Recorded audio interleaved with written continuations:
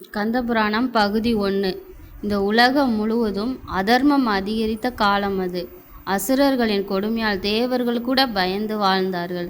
அந்த அசுரர்கள் மிகவும் சக்தி வாய்ந்தவர்கள். சூரபத்மன் அவன் பெற்றிருந்த தவபலமும் சக்தியும் 3 உலகங்களையும் நடுங்க வைத்தது.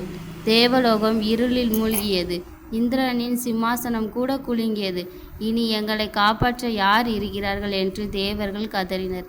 இறுதியாக அனைவரும் ஒன்று சேர்ந்து கைலாய மலையை நோக்கி சென்றனர். அங்கே ஆழ்ந்த தியானத்தில் இருந்தார் பரமசிவன். அவரின் அமைதியை உலகத்திற்கு ஒரு சக்தியாக இருந்தது. அவர் தேவர்கள் அனைவரும் சிவபெருமானின் முன் கை கூப்பி நின்றனர். ஐயா, சூரபத்மனின் கொடுமையை நிறுத்துங்கள், உலகத்தை காப்பாற்றுங்கள், கண்ணீர் மல்க வேண்டினர்கள். தேவர்கள் வேதனையை கேட்ட சிவபெருமான் மெல்ல கண்களை திறந்தார். அந்த நொடியில் உலகமே அமைதியாகியது. பின்னர் சிவபெருமானின் 3வது கண் திறந்தது. அதிலிருந்து 6 பேரொளி தீப்பொறிகள் வெளிவந்தன. அது சாதாரண தீ அல்ல, உலகத்தை காப்பாற்ற வந்த தெய்வ சக்தி. அந்த ஒளியின் வெப்பத்தை தேவர்களால் கூட தாங்க முடியவில்லை. அப்போது அக்னி தேவனும் வாயு தேவனும் அந்த தீப்பொறிகளை தாங்கி கொண்டு சென்றனர். வாகனங்களை கடந்தும் மேகங்களை தாண்டியும் அந்த தீப்பொறிகள் இறுதியாக சரவண பொய்கை என்ற புனித நீரில் சேர்க்கப்பட்டது. அந்த நொடியில் ஒரு அற்புதம் நடந்தது.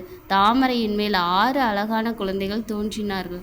அவர்களின் முகத்தில் தெய்வ ஒளி, கண்களின் அன்பும் வீரமும் அந்த குழந்தைகளை கார்த்திகை பெண்கள் அன்புடன் வளர்த்தனர். நாட்கள் கடந்தன. அம்மை பார்வதி தேவி அந்த குழந்தைகளை பார்க்க வந்தாள். தாயின் அன்பும் அந்த 6 குழந்தைகளையும் அவள் அரவணைத்தாள். அந்த நொடியில் 6 உருவங்கள் ஒரே தெய்வ உருவமாக மாறின. ஆறுமுகன், சண்முகன், வேலவன், முருகப்பெருமான். அவரின் தோற்றத்தை பார்த்து தேவர்கள் அனைவரும் ஆனந்தத்தில் மூழ்கினர். இனி உலகம் காப்பாற்றப்படும் என்று மகிழ்ந்தனர். ஆனால் சூரபத்மன் இன்னும் உயிருடன் இருந்தான். அவனை அழிக்க முருகப்பெருமான் எப்போதும் போருக்கு செல்லப் போகிறார்.